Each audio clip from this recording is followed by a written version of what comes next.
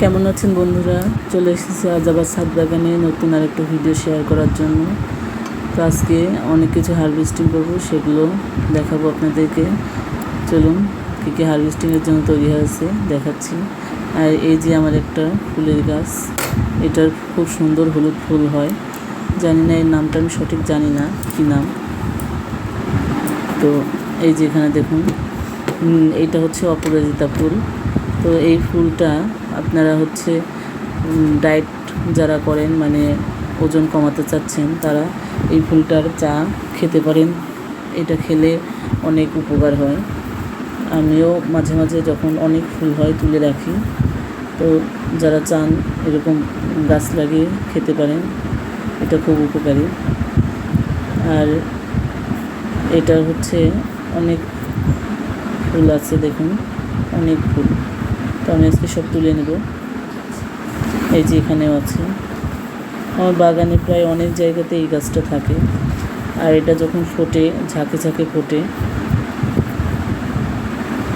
এই যে দেখুন অনেক ফুল ফুটে আছে, সবই আমি তুলে নেব আজকে।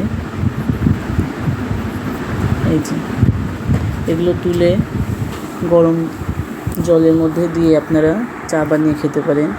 সাথে একটু লেবু আর মধু মিক্স করে নেবেন, সুন্দর একটা চা হয়ে যায়। আর এটা শরীরের জন্য খুব উপকার।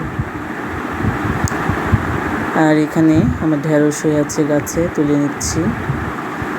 এই যে আর নাই। তো এই যে এখানে আর একটা আছে। এই গাছে অনেক ঢেঁড়সই ধরেছে, প্রচুর খাওয়া হয়ে গেছে। আর এখানে দেখুন একটা বরবটি হয়েছে, আমি দেখিনি, এত বড় হয়েছে, বেশ বড় হয়েছে সাইজটা। তো এটা তুলে নেব। আরও কিছু বরবটি আছে, ওগুলো আমি তুলে নেব ছাদে। এই যে এখানেও কিছু বরবটি হয়ে আছে, এগুলো বেশি বড় হয়নি, কারণ এগুলো হয়তো বা অতটা সার পাইনি, ওই জন্য বড় হয়নি। তো বরবটিটা 12 মাসেই মোটামুটি হয়, শীত গ্রীষ্মকালে সবসময় পাওয়া যায়। তো আমিও ট্রাই করি সারা বছরই গাছে রাখার। এই যে এখানে দেখুন, সবখান থেকে আমি তুলে নেব।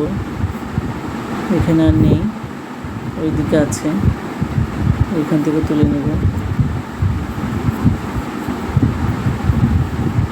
বরবটি যখন হওয়া ধরে গাছে তখন অনেক হয়।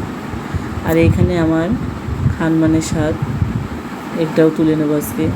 এটাও আমার চারিদিকে অনেক হয়েছে, একটু একটু করে। তো সবখান থেকে আমি তুলে নেব। সবখান থেকে তুলে নিলে মোটামুটি অনেকটা শাক হয়ে যাবে।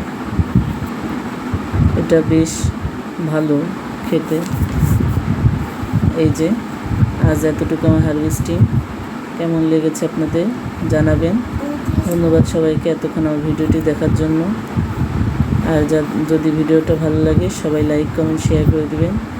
আর যারা এখন আমার চ্যানেলটা সাবস্ক্রাইব করেননি, প্লিজ সাবস্ক্রাইব করে দেবেন। আর আমার ভিডিওগুলো পেতে হলে নোটিফিকেশন সাবস্ক্রাইব করে রাখলে পেয়ে যাবেন।